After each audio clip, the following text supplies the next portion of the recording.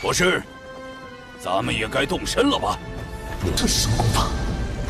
何方妖魔，敢在天波城作乱？我神的力量正在涌入雕像。你的体内藏着什么？我都天的子民，来新世界吧！ Now he finally understood. What looked ordinary was actually priceless. Because of their apparent simplicity, many of those techniques had been taught to countless disciples. However, there were also several highly complex and dangerous techniques that were labeled as forbidden and rarely passed down. In the past, Qin Mu had considered those techniques insignificant and never integrated them into his personal cultivation. Now he finally understood. Those very techniques were the hidden keys to forming a complete cultivation pathway, bridges that connected one realm to another. At that moment, Qin Mu realized that the Hall Masters of the Heavenly Demon Sect likely each mastered a single specialized path and passed it down through their teachings, eventually forming the 360 halls. From his new perspective, he now saw that those techniques could become essential components in the creation of a unified, supreme method. His heart surged with excitement. He had discovered a flaw in his foundation, especially within the Five Elements realm, and, more importantly, a way to repair it. Without hesitation, he began mentally fusing the 5 true elemental paths into his 3-elixir sovereign body technique. Elsewhere, Yu Qinghong was learning sword techniques from the Imperial Grand Master.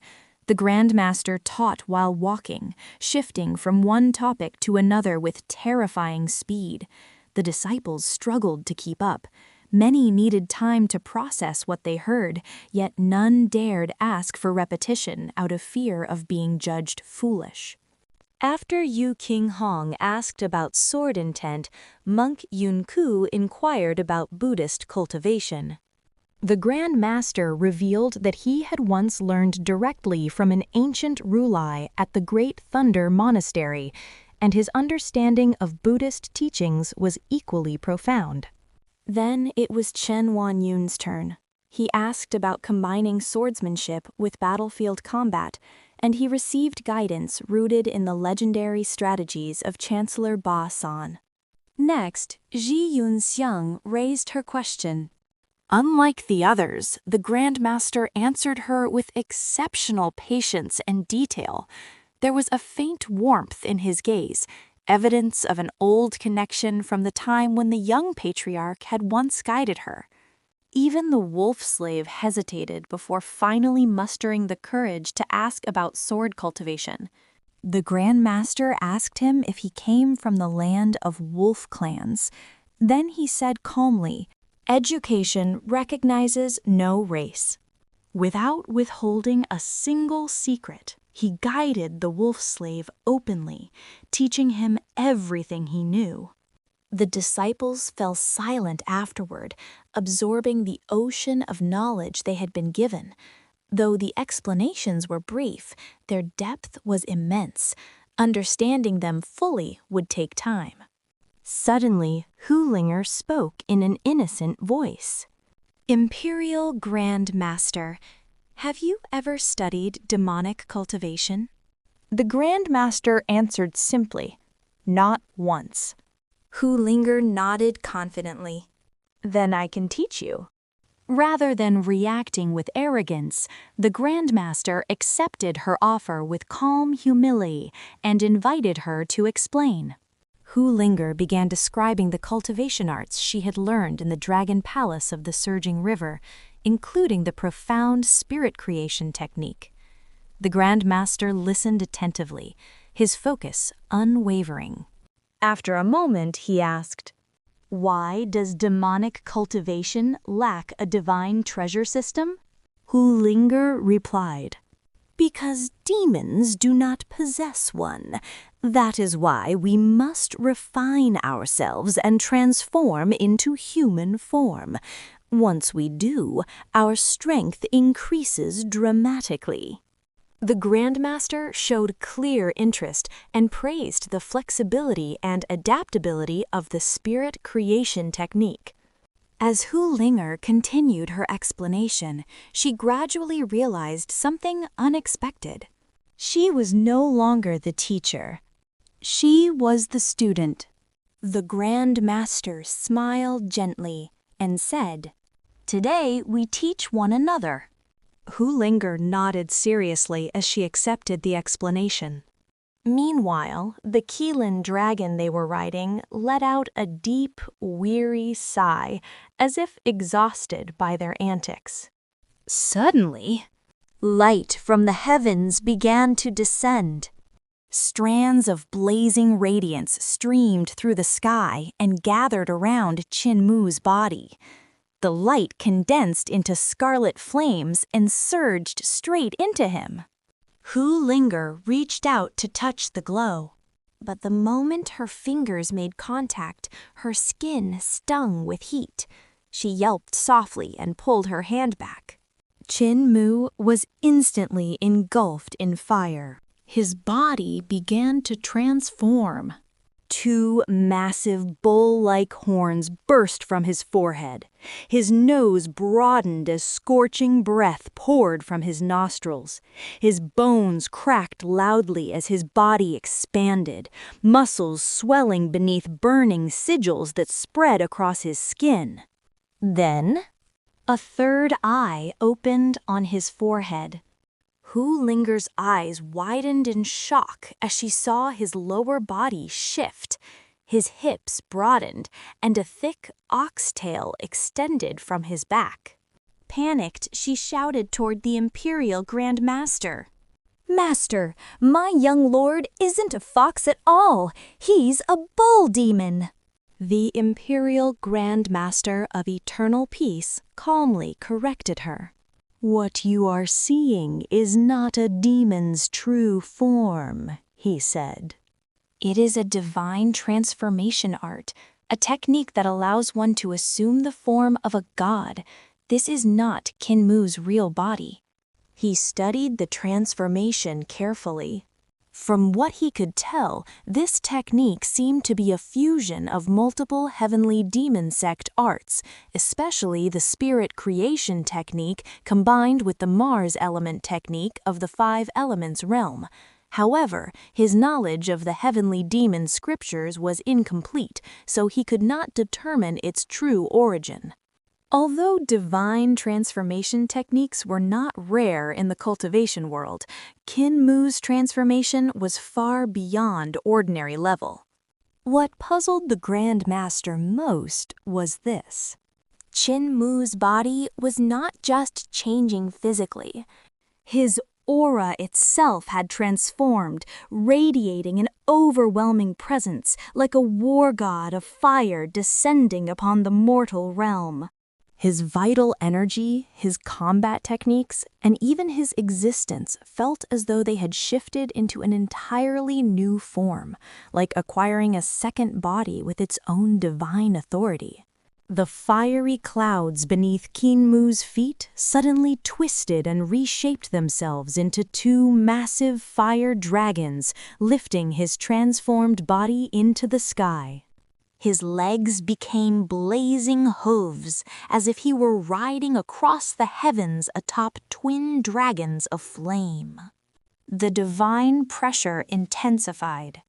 With a single raise of his hand, the surrounding air dried instantly. Above the sky, dozens of fire spheres appeared, each one about the size of a goose egg, glowing with terrifying heat. The Imperial Grand Master's eyes narrowed in fascination. From each fire sphere, sword-shaped beams of light burst forth, each one carrying the power of a sunset sword art infused with pure fire incantations. After observing carefully, the Grand Master reached a conclusion. With this level of power, Qin Mu is now comparable to a six-directional divine realm practitioner. Even if he cannot fully match one, his strength is sufficient to survive, perhaps even contend with them, so long as this transformation remains active. Then all the swordlight condensed once more. The countless fire spheres collapsed inward, merging into a single crimson sun, which Qin Mu drew into his body in one breath. A blazing jet of flame erupted from his nostrils. The three-elixir sovereign body technique was withdrawn. His horns shrank. The flames faded. The fire dragons vanished. Slowly, Qin Mu returned to human form. Moments later, he instinctively reached behind himself, rubbing his sore backside with a puzzled expression. "Why does it hurt back here?" he muttered. "Could it be because I used to whip cattle every day back then?" Their journey continued until they reached the High Fall Mountains. There, a colossal waterfall thundered down from the heavens like an inverted galaxy, pouring endlessly into the abyss below. The sight was breathtaking, like a living ink painting unfolded before their eyes. The roaring mist soaked their robes, yet the atmosphere was strangely peaceful. Standing there, surrounded by crashing water and cold, drifting fog, even the most restless soul would feel unexpected calm and serenity. The Imperial Grand Master led the group toward the southern border, deliberately avoiding all official routes. Their journey carried them deep into the mountains. Beside a wide pool formed by a roaring waterfall, a magnificent male deer with plum blossom-like markings grazed calmly on the grass. When it noticed the approaching group, it did not flee. Instead, it stepped forward with quiet dignity. The creature was enormous, nearly as large as the Kilin dragon itself. Its presence alone stunned everyone into silence. Nearby, at the edge of the pool, an old man dressed in woven robes sat leisurely with a fishing rod in his hands. At his side stood a young boy who kept tossing stones again and again toward the hook in the water. The current was fierce. Fishing there was already impossible. With the child constantly throwing rocks, it became downright absurd. Clearly, the old man was not truly fishing. Yu Qinghong scoffed quietly. If that child weren't his own blood, he would have been beaten half to death by now for all that troublemaking. Qin Mu felt something was off. This scene was far too deliberate to be ordinary. He slowly narrowed his eyes. This isn't a simple fisherman, he thought. That old man is extraordinary. Chen Wanyun and Shi Yunxiang sensed it too. Only Yunku, innocent as ever, walked straight up and asked curiously, "Elder, why would you fish in a place like this?" The old man smiled, his face lined with deep wrinkles. "The fish has just arrived," he replied calmly. Yunku blinked in confusion. He saw no fish at all. At that moment, the Imperial Grand Master stepped forward and said coolly, "Catching fish from such violent waters, are you certain you have that ability?" The old man chuckled. "The world is a clear lake," he said. "A giant fish has entered it, stirring chaos, devouring all the small fry. Tell me, should I cast my line or not?" The Imperial Grand Master answered without hesitation, his voice sharp with disdain. "The various sects are nothing but leeches clinging to that giant fish. Our task is not to fish, but to purge the leeches before they poison the whole lake." Silence fell. The tension between them instantly reached its breaking point. Both sides understood. Further words would lead to nothing. Their ideals were fundamentally opposed. Neither could accept the other's vision. And when ideals collide beyond compromise, only one outcome remains: to crush the other's path and shatter the dream they fight to protect. Because their ideals could no longer be reconciled, both sides reached the same conclusion. The most honest and direct solution was to eliminate each other. An elder known as Zen the Wanderer rose to his feet and casually cast his fishing rod aside. He then instructed his disciple to retreat to the mountain slope. At the same time, the imperial tutor told Qin Mu and the others to cross the mountain first and wait for him there. Before the battle began, the imperial tutor asked about the matter of inheritance. The elder calmly replied that he had already passed everything on to his disciple. When the question was returned to him, the imperial tutor answered with confidence that there was no need for him to leave an inheritance. He believed he would not die. He openly admitted that in the past he had been reckless, killing countless people and wiping out many sects, causing numerous unique techniques to disappear forever. Because of that regret, ever since establishing the Heavenly Record Pavilion, he had made it a habit to ask about inheritance before killing any enemy. Qin Mu wanted to witness such a legendary battle, but he knew staying too close would be extremely dangerous. In the end, he led everyone across the mountain. On the mountain slope, they encountered a young man riding a massive deer.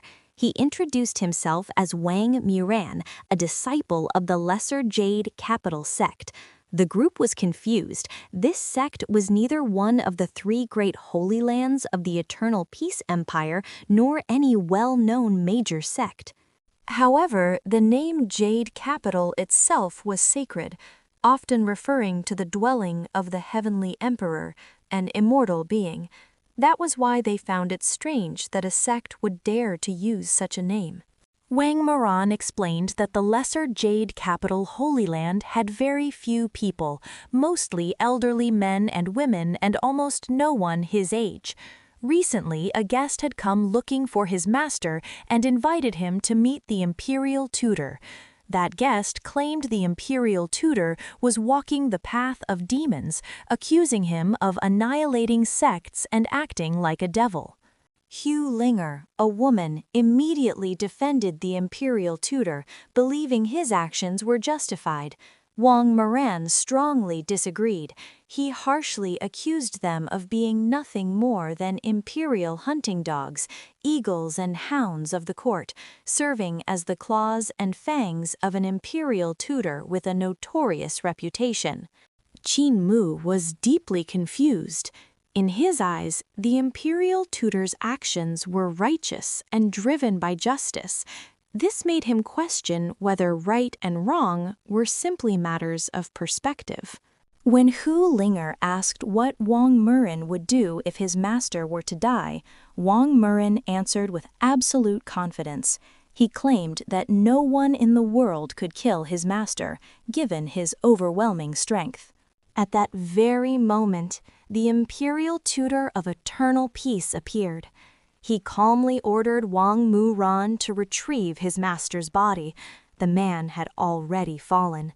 He reminded Wang Muran that since his master had passed down everything to him, he must cultivate diligently from now on. Wang Muran froze in shock. He leapt down from the deer and sprinted toward the waterfall. Soon, cries of grief echoed through the mountains. The imperial tutor commented that the Lesser Jade Capital truly was extraordinary, and mentioned that he had once heard of a sect with ties to the heavens. He then noted that Li City was close, but he himself was badly injured. he asked Qin Mu to gather medicinal ingredients to treat his wounds.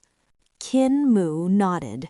He knew well that the imperial tutor's injuries were severe, and the medicine required would be far from simple. Not long after, Wang Muran returned, carrying his master's body on his back. He placed it onto the great deer and followed after Qin Mu's group in silence. He swore before the imperial tutor that one day he would take revenge. The imperial tutor responded solemnly. If he truly wished to repay his master's kindness, then he should master the teachings that had been left behind and pass them on to future disciples. With that, Wang Muran shot into the sky, disappearing into the clouds. The imperial tutor stared sharply at the heavens and remarked that the appearance of an elder from the Jade capital had been arranged by someone else, merely a test of the waters. In other words, it had been meant to measure the imperial tutor's true strength. He then explained to Chen Ma that the elder's place of origin was an ancient and secluded land. Although powerful, such places often fell behind the times because they isolated themselves and ignored the outside world.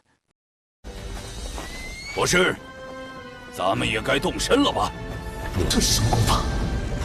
何方妖魔，敢在天波城作乱？我神的力量正在涌入雕像。你的体内藏着什么？我渡天的子民，来新世界吧！